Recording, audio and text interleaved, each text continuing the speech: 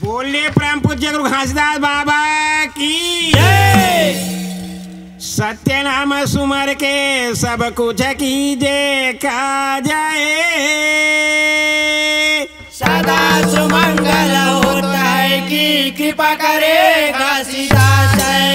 कृपा करे घासीदास हो तो है सकल काल की जय, हो तो है सकल काल की जय। बारी बारी सब प्रेम से बोलो सत्य नाम साहे। बोले परम पूज्य गुरु घासीदास बाबा की जय, छत्तीसगढ़ महतारी की जय। भूइया के भगवान कहते छत्तीसगढ़ के माटीला, छत्तीसगढ़ के माटीला।